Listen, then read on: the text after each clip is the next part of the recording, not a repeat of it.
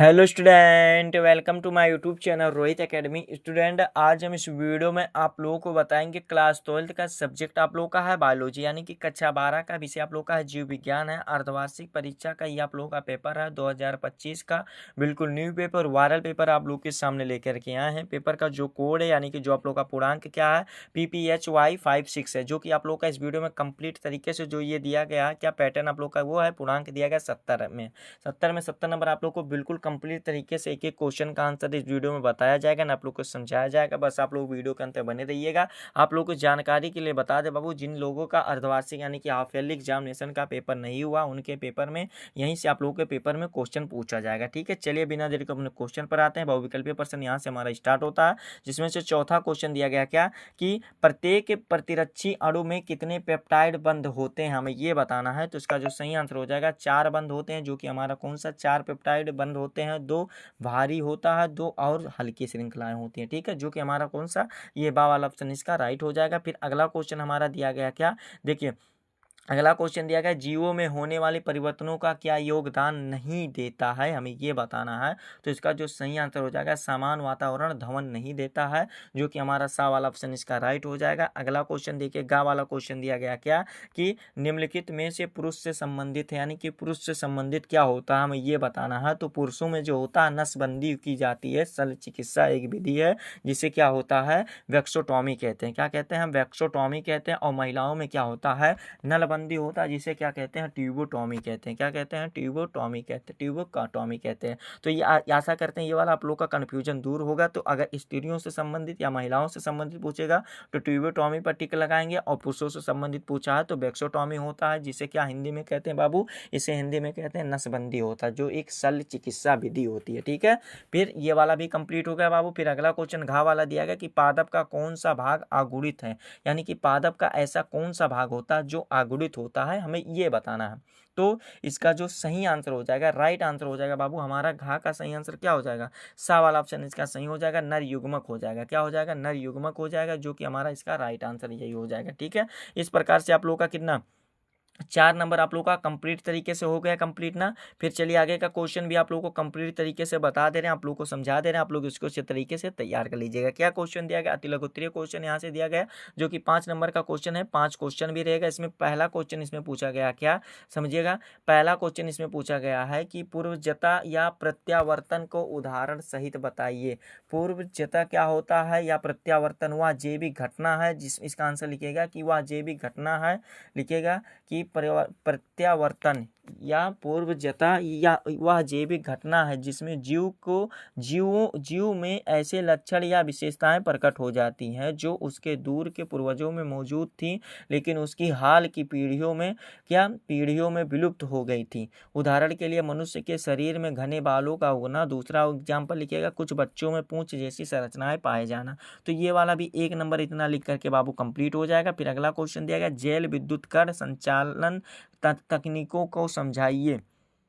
इसका आंसर क्या लिखिएगा, जैल विद्युत तकनीक संचालन, इसमें लिखिएगा यह प्रयोगशाला तकनीक है जिसका उपयोग डीएनए, आरएनए या प्रोटीन जैसे अणुओं को उनके आकार और विद्युत आवेश के आधार पर अलग करने के लिए किया जाता है।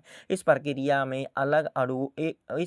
में अणुओं के मिश्रण को एक जैल मैट्रिक्स में रखा जाता है, फिर एक विद्युत क्षेत्र लगाया जाता है। तो इस प्रकार से आप लोग का एक ही नंबर का है, इतना लिख देंगे कंप्लीट हो जाएगा। फिर अगला क्वेश्चन देगा, जलीय परागण करने वाले किन्हीं 2 पौधों का नाम लिखिए। तो एक पौधे का नाम होता है बेलीसाइनेरिया होता है, और जोस्टेरा होता है। क्या होता है, जोस्टेरा होता है। ठीक है, जोस्टेरा होता है, बेलीसाइनेरिया होता है। ठीक है, इसमें भी बाबू 2 नंबर आप लोग का कंप्लीट हो जाएगा। फिर आगे का क्वेश्चन देखिए क्या दिया गया है। आगे क्वेश्चन देगा, वंशागत तथा अनुवांशिकी में अंतर स्पष्ट कीजिए। वंशागत तथा अनुवांशिकी में अंतर स्पष्ट कीजिए। तो वंशागत यानी कि हेरिडिटी हेडिंग बना लीजिएगा। इसमें लिखिएगा क्या कि यह लक्षणों का माता से उनकी संतानों में पीढ़ी दर पीढ़ी संचारण होती है, यह प्रक्रिया वंशागत कहलाती है। और अनुवांशिकी हेडिंग बना लीजिएगा, यानी कि जेनेटिक्स। इसमें लिखिएगा कि यह जीव जीव विज्ञान की वह शाखा है जो वंशागत और जीवों में विभिन्नताओं का अध्ययन करती है या एक विषय है। तो इसमें भी आप लोग का 1 नंबर कंप्लीट हो जाएगा। फिर अगला क्वेश्चन दिया गया कार्पस लूटियस में किस हार्मोन का स्रावर होता है, हमें ये बताना है। तो इसका आंसर लिखिएगा कि कार्पस लूटियस में मुख्य रूप से प्रोजेस्टेरॉन हार्मोन का स्रावर होता है। यह हार्मोन गर्भावस्था को बनाए रखने में महत्वपूर्ण भूमिका निभाता है। तो 1 नंबर इसमें भी आप लोग का कंप्लीट हो जाएगा। फिर अगला क्वेश्चन दिया गया है कि लघुत्तरीय क्वेश्चन टाइप 1 दिया गया जो कि 10 नंबर का क्वेश्चन दिया गया। तीसरा का वाला क्वेश्चन पूछा गया एलील को परिभाषित कीजिए, यानी कि जो एलील होता है इसको परिभाषित करना है। इसमें लिखिएगा क्या, एलील किसी जीन के वैकल्पिक रूप होते हैं जो समजात गुणसूत्र पर एक ही स्थान पर पाए जाते हैं। ये विशेष लक्षण को नियंत्रित करते हैं। उदाहरण के लिए मटर के पौधे लंबाई के जीन के 2 एलील होते हैं और एक लंबा यानी कि लंबा का मतलब कैपिटल टी होता है और दूसरा क्या होता है बौना यानी कि स्मॉल टी होता है। इस प्रकार से एलील के बारे में भी लिख करके 2 नंबर बाबू कंप्लीट हो जाएगा।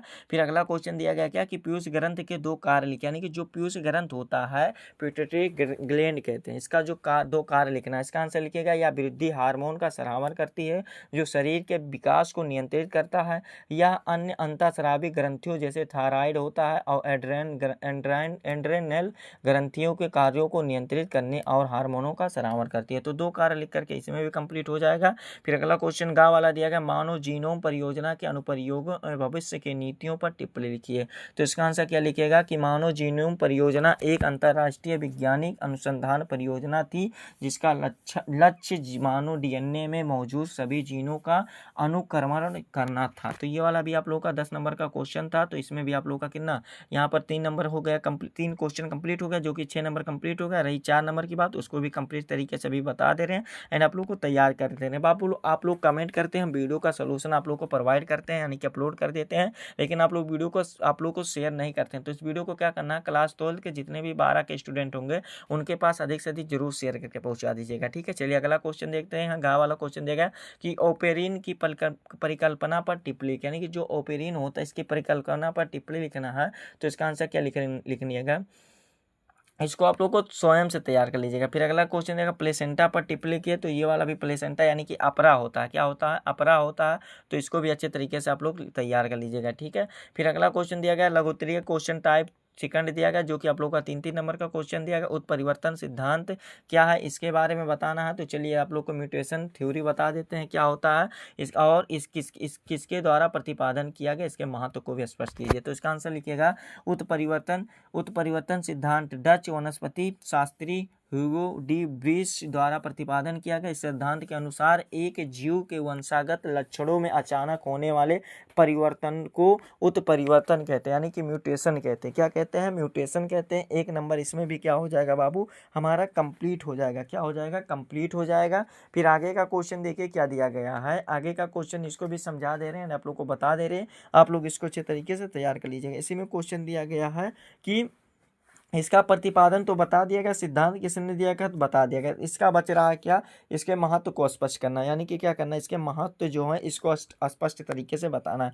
तो लिखिएगा इसका महत्व निम्न है। पहला पॉइंट लिखिएगा उत्परिवर्तन विकास का कच्चा माल है। फिर दूसरा पॉइंट लिखिएगा क्या कि उत्परिवर्तन के कारण नई प्रजातियां उत्पन्न होती हैं। तीसरा पॉइंट लिखिएगा उत्परिवर्तन से प्रोटीन अनुक्रम में त्रुटियां उत्पन्न हो सकती है जिससे आंशिक या पूर्णतः अक्रियाशील प्रोटीन बन सकते हैं। तो इसमें बाबू भी 3 नंबर कंप्लीट हो जाएगा।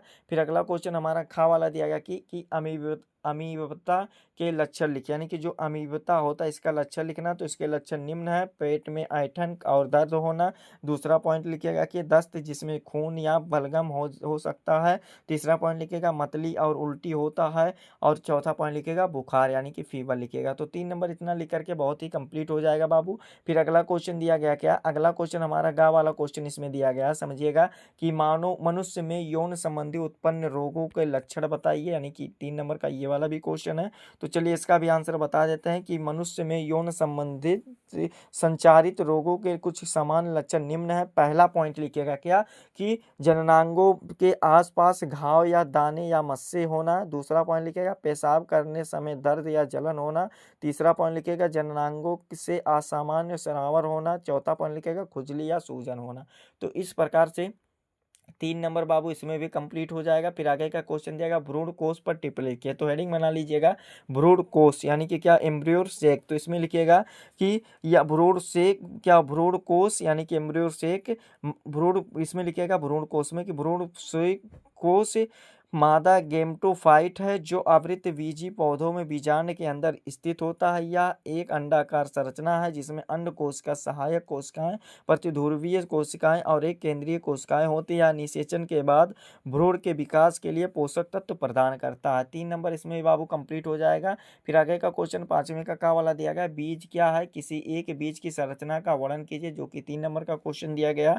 तो इसका आंसर लिखिएगा, क्या लिखिएगा कि बीज एक यानी कि सीड एक परिपक्व बीजांड है जिसमें एक भ्रूण होता है जो भविष्य के पौधों को जन्म देने में सक्षम होता है। एक बीज द्विबीजपत्री का संरचना आप लोग बना लीजिएगा। इसमें बीज आवरण, बीज पत्र और भ्रूण अक्ष इस सभी को दर्शा करके आप लोग इसको लिख देना है। 3 नंबर इसमें भी कंप्लीट हो जाएगा। फिर अगला क्वेश्चन दिया गया सक्रिय एवं निष्क्रिय प्रतिरक्षा क्या होता है, हमें ये बताना है। तो यानी कि लिखिएगा सक्रिय प्रतिरक्षा, इसमें लिखिएगा यह तब विकसित होता है जब शरीर स्वयं रोग जनकों के संपर्क में आने या टीकाकरण के माध्यम से एंटीबॉडी बनाता है। यह दीर्घकालिक होती है। फिर निष्क्रिय प्रतिरक्षा लिखिएगा, इसमें क्या लिखिएगा कि यह तब होती है जब शरीर को सीधे बाहर से एंटीबॉडी मिलती है, जैसे कि माँ से बच्चे को, और यह एंटीबॉडी इंजेक्शन के माध्यम से यह अल्पकालिक होती है। 3 नंबर ये वाला भी कंप्लीट हो जाएगा। अगला क्वेश्चन गा वाला दिया गया कि विभिन्न सहायक जनन प्रौद्योगिकी का वर्णन कीजिए, जो कि 3 नंबर का क्वेश्चन दिया गया। तो इसको आप लोग को क्या लिखना है, अच्छे तरीके से तैयार कर लेना। IVF होता है, ZIFT होता है और GIFT होता है, यानी कि क्या इन विट्रो फर्टिलाइजेशन, इन सभी को बाबू आप लोग को स्वयं से तैयार कर लेना। 3 नंबर ये कंप्लीट हो जाएगा। फिर अगला क्वेश्चन दिया गया मानव और कपि में 4 अंतर लिखिए, क्या लिखिए मानव और कपि में 4 अंतर लिखना है। तो ये वाला भी आप लोग अच्छे तरीके से तैयार कर लीजिएगा। 4 नंबर इसमें भी कंप्लीट हो जाएगा। फिर अगला क्वेश्चन दिया गया है, इसमें हस्तांतरण के दौरान राइबोसोम का मुख्य भूमिका की सूची बनाइए। 3 नंबर का क्वेश्चन दिया गया, इसको भी अच्छे तरीके से आप लोग प्रिपेयर कर लीजिएगा बाबू। फिर अगला क्वेश्चन देगा अनुकूली विकर्ण को एक उदाहरण दे करके वर्णन कीजिए, जो कि 3 नंबर का क्वेश्चन है, इसको भी तैयार कर लीजिएगा अच्छे तरीके से। फिर आगे का क्वेश्चन दिया गया कि निम्न पर टिप्पणी लिखिए, यानी कि निम्न पर टिप्पणी लिखना, जो कि अनिषेक फलन दिया गया, बहुभ्रूणता दिया गया, तो उसको भी अच्छे तरीके से आप लोग तैयार कर लीजिएगा।